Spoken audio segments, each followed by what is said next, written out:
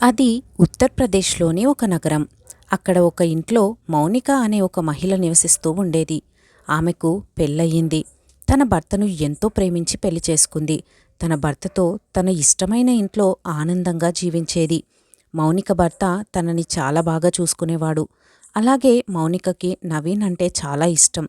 మౌనిక తన భర్తతో చాలా గౌరవంగా ఉండేది. కాని వారిద్దరి ప్రేమకు దిష్టి కొట్టినట్టుంది. అది ఎక్కువ రోజులు నిలవలేకపోయింది. పెళ్ళైన 3 ఏళ్ల తర్వాత ఆమె భర్తలో మెల్లిమెల్లిగా మార్పులు రావడం ప్రారంభమయ్యాయి. రోజులు గడుస్తున్న కొద్దీ అతను ఆమెకు దూరమైపోతున్నాడు. మౌనిక తన భర్త ఇద్దరూ చాలా ప్రేమగా ఉండేవారు. దానివల్ల అనుమానం కూడా రాలేదు మౌనికకు. తన భర్త బిజినెస్ చేసేవాడు. దానివలన తన బిజినెస్లో సమస్యలుంటాయి, పని ఒత్తిడి ఉంటుంది. కావున అతను అలా ఉంటున్నాడు అని భావించింది మౌనిక. కానీ రోజులు గడుస్తున్న కొద్దీ మెల్లిమెల్లిగా నిజం బయటపడుతూ వస్తుంది. అది ఇంటి పనివాళ్ల ద్వారా కొంత తెలిసింది. అదేమిటంటే ఆమె భర్తకు అదే ఊర్లోనే ఒక నాటక కంపెనీలో నటించే మహిళతో సంబంధం ఉందని తెలిసింది. మొదట మౌనిక దానిని అస్సలు నమ్మలేదు. నా భర్తకు నాటకాలు అంటే ఇష్టం, నమ్ముతాను. అందుకే వెళ్ళి చూసి ఉండవచ్చు. మీరు దయచేసి అటువంటి మాటలు అనవద్దు అని పనివారికి చెప్పింది. ఎందుకంటే ఆమెకు తన భర్త నవీన్పై అంత నమ్మకం ఉంది. కానీ అంచనా వేసి విచారించగానే ఆమె నమ్మకం క్షీణించిపోయింది. మెల్లిమెల్లిగా తన భర్తలో జరుగుతున్న మార్పులను గమనించడం ప్రారంభించింది. ఇంటికి వచ్చిన తన భర్త ఎప్పుడూ ఫోన్లో మునిగిపోవడం, ఇంకా మౌనిక ఏదైనా మాట్లాడితే మళ్ళీ మళ్ళీ విసుక్కోవడం, ఇంట్లో ఎక్కువసేపు గడపకపోవడం, ఇవన్నీ తనకి అనుమానానికి ఆద్యం పోశాయి. ఇక దాంతో మౌనిక ఒకరోజు నేరుగా నాటకశాలకు వెళ్ళింది. ఇక అక్కడ తన భర్త, ఆ నటి ఇద్దరూ కలిసి ఎంతో ఆప్యాయంగా మాట్లాడుతున్న దృశ్యాన్ని తన కంటితో చూసింది. ఈ దృశ్యం చూసి మౌనిక ఆ బాధను భరించలేకపోయింది. మరుసటి రోజు భర్త ఇంటికి రాగానే ఏం మాట్లాడాలో అర్థం కాని మౌనిక తన భర్త వద్దకు వెళ్ళడానికి ఇష్టపడలేదు. అలాగైనా ఈరోజు నా భర్తని అడగాలని నిశ్చయించుకుంది. అలా భర్త దగ్గరకు వెళ్ళింది. నేరుగా, మీరు నన్ను ఎందుకు మోసం చేశారు? నేను మీకు ఏం తక్కువ చేశాను? నాలో ఏంటి లోపం చెప్పండి, నేను కూడా అలా మారుతాను అని దీనంగా అడిగింది.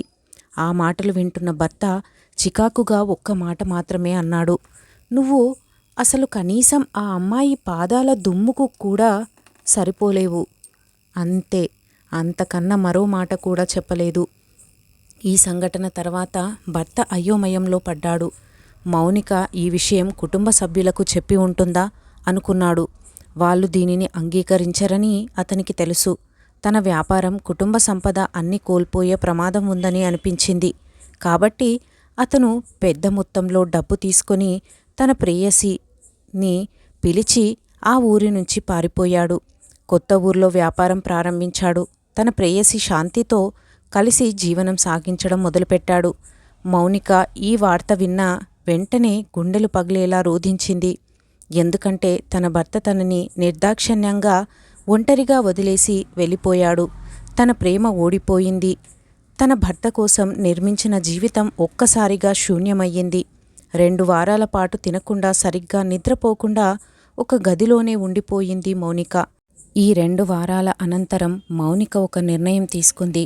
అదేమిటంటే, నా భర్త తిరిగి వచ్చినా నేను అతనితో ఉండను, అతని కాళ్ళ మీద పడను. ఇప్పుడు తన ముందున్న పెద్ద ప్రశ్న, ఇక జీవితాన్ని ఎలా ముందుకు తీసుకెళ్ళాలి? కన్నీళ్లతో ఎవరు జీవితం మార్చుకోలేరు అనే విషయం మౌనికకి బాగా తెలుసు. అందుకే ఆమె నిర్ణయం తీసుకుంది. తన భర్త తిరిగి వచ్చి తన వద్ద బ్రతకాలన్నా, తన ముందుకు వచ్చి క్షమించమన్నా అది అస్సలు జరగకూడదు అని అనుకుంది. అలా రోజులు గడుస్తూ ఉన్నాయి. కాలం కదులుతూ ఉంది. అక్షరాల 2 ఏళ్లు పూర్తయ్యింది. తెలియకుండానే మౌనిక భర్తకు అతని ప్రేయసి శాంతితో జీవితం విసుగుగా మారిపోయింది.